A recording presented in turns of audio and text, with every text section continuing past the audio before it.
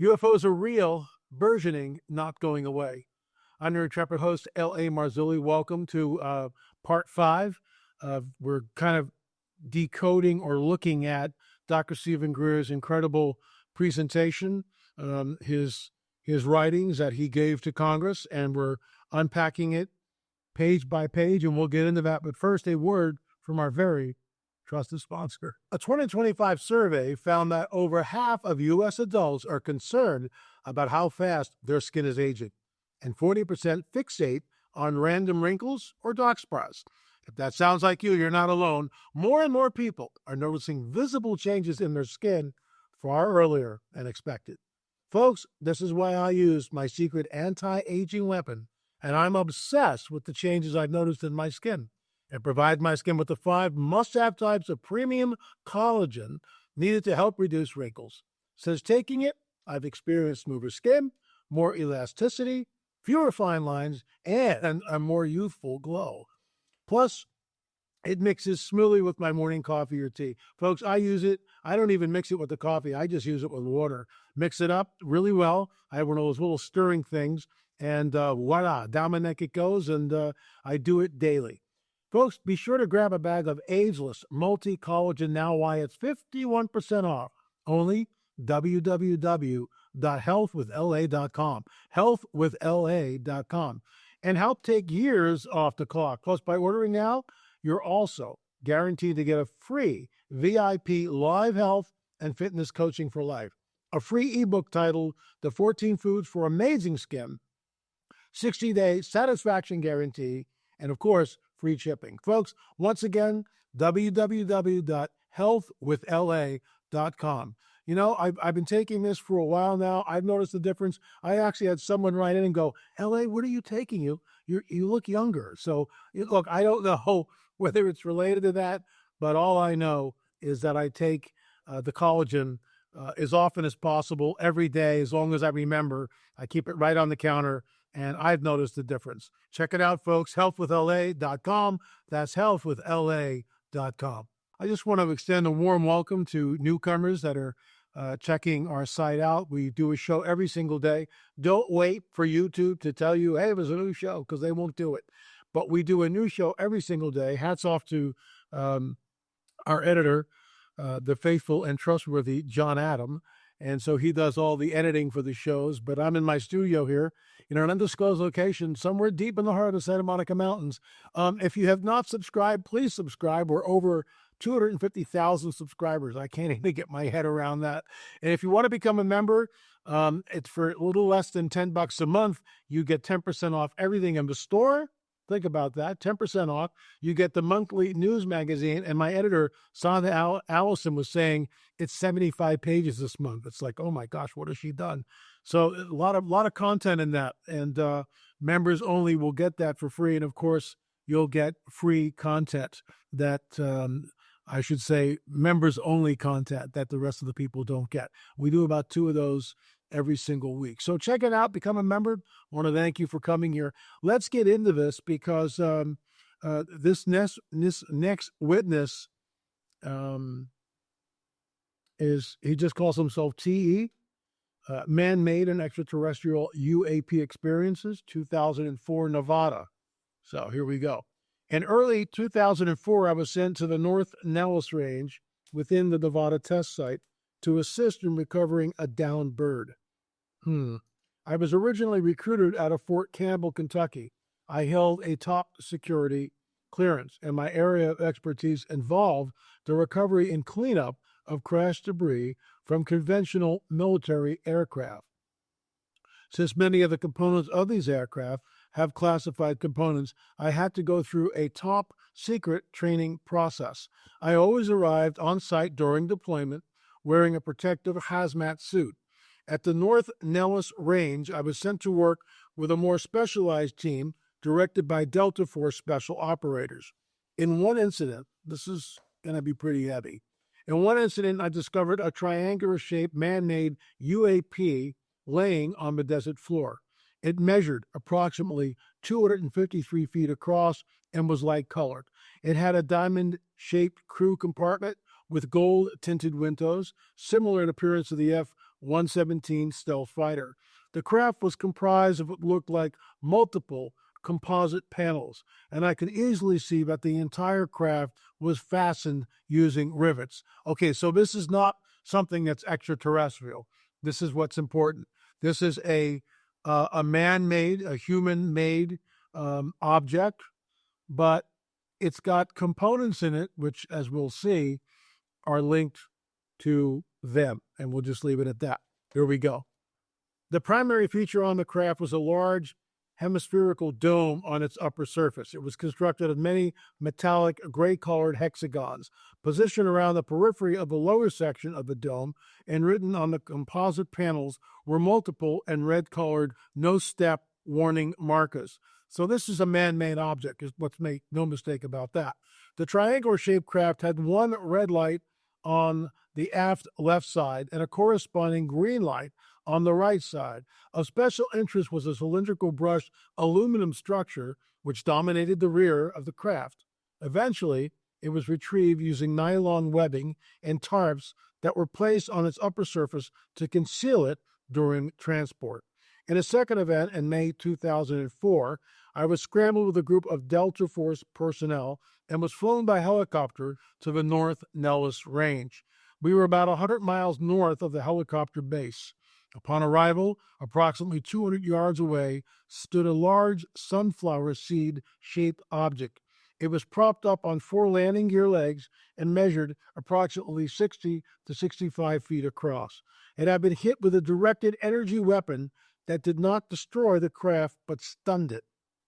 As the armed Delta Force personnel spread out and surrounded the ET craft, so understand this, we're looking at two different incidents. The one craft was man-made. This craft is an ET craft. It began glowing. Let me read that sentence again.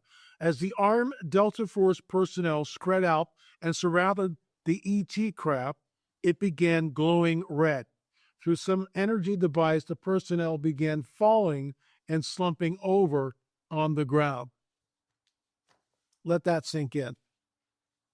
Like they had become incapacitated. So these people, the craft begins to glow red. All of a sudden, people are hit with some sort of an energy-like weapon. They slump to the ground. Opposite the helicopter and hovering above the ET craft was a triangular-shaped man-made vehicle. It measured 30 feet per side and had a large black-orange orb in the center of its lower surface. This vehicle rapidly departed the area just after the ET craft became active. I observed an open hatch on the ET craft that featured a very unusual ramp that rolled out. Incredibly, 3 humanoid ETs existed. I'll read that again. Incredibly, 3 humanoid ETs exited. They were approximately 5 feet tall with human-like features. Their eyes were slightly larger.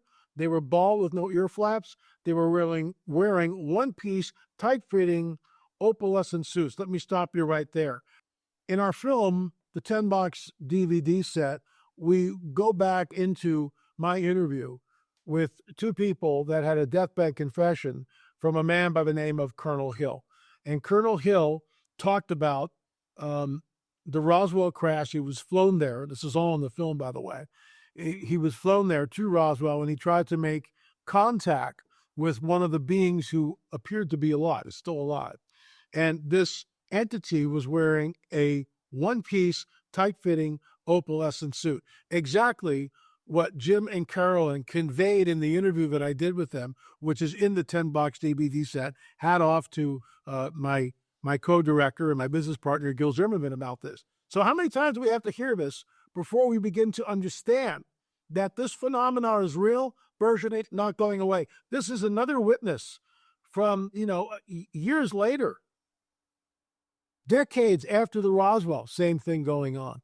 A one-piece opalescent suit. How many times do we have to hear this before we realize that something is going on? As a born-again, spirit-filled Christian, this is the coming great deception. I have said this over and over and over again. When ETs show up, when the so-called space brothers show up, everything changes, folks. Everything changes as we know it. Life as we know it changes. Is this the fulcrum that changes the entire global system? In my opinion, it is. In my opinion, when this happens, this is how we get the one world government, the one world religious system. And I'll weigh in on that a little bit later. The three ETs who emerged from the craft approached me and communicated that they were not hostile, but would not tolerate this type of targeting for much longer. I felt great remorse for being part of this operation, and I knew that these ETs were peaceful, very benign, and were here to help humans. Okay, let me weigh in on this. My retort to that is simply this. Is it okay to abduct a 5-year-old boy and implant him? Is it? Is it okay to abduct a female, Karen Wilkinson, at a very early age and begin to groom them and begin to perform sexual things with them? So, is that somehow okay? Is it okay to impregnate Karen Wilkinson 3 different times and then take the hybrid child at the end of the third month? Is somehow that's okay? No, it's not okay. And I take umbrage with that. And this is the book that we published, Stolen Seed, Evil Harvest. It's right here. It's right here. She was taken. That's not okay. So I understand it, and I'm not going to disparage this gentleman, who talked about this on the record, by the way, on the record. And they were peaceful, benign, and we're here to help humans. No, they're not. No, they're not. And that's part of a lie. That's part of a lie. Let's continue. This event ended with all personnel and helicopters being instantly teleported back to the team's helicopter base. How is that possible? How is that possible? And I will tell you how it's possible. I will tell you how it's possible. These entities can manipulate space, time, matter, and energy, which defy our physics as we know them. Why and how can they do this? Because they are interdimensional entities that can control this environment that we find ourselves in. It's time for the church to wake up and understand what we're dealing with here, but let's continue. This event left me deeply shaken, and I wanted nothing more to do with the program. Ultimately, my uncle had to pull some strings to get me out, but I faced various forms of harassment after leaving, including an attempt to abduct me using fake aliens known as Greers. They are fabricated machines remotely controlled by human operators. I kicked the one that attempted to abduct me and exposed integrated circuits inside the robotic creatures. So, while that may be true, once again, in our 10-part DVD series, we sit down with Chase Klodsky, and she discusses her encounter with a Grey. And it's in the film, but I'll give you the thumbnail sketch. So she is out in the field with a group of people, and it's a cornfield. The corn's not very tall yet. And all of a sudden, this very large triangular UFO comes over the field. Everyone at the exact moment turns and runs in the same direction. And as they're running, for some reason, the leader who's holding a flashlight stops and shines it, and 5-6 feet away is a Grey. And she says it on the record. Chase Klodsky, UFO researcher, says it on the record in our films. She's terrified. I said, what was the level of fear? She said, basically, I'm not trying to put words in her mouth, but she says, you can't put a number on that. It was visceral. It presses in on you. If they're so benevolent, why is fear always associated with them? Why? Why is that? Folks, thanks so much for watching. By the way, I will be at the Prophecy Watchers Conference. It's coming up here soon. Go to prophecywatchers.com, prophecywatchers.com, and think about this. Sign up for the live streaming. What the heck are you waiting for? You don't have to go anywhere. Don't have to fly. Don't have to drive. No hotel rooms. You just pay. You just go click, and there we are. Lots of great speakers. I'll be speaking twice, once on Friday, once on Saturday. prophecywatchers.com, prophecywatchers.com. Thanks for signing up. Thanks for becoming a member. Thanks for visiting us on a daily basis. We're here every single day.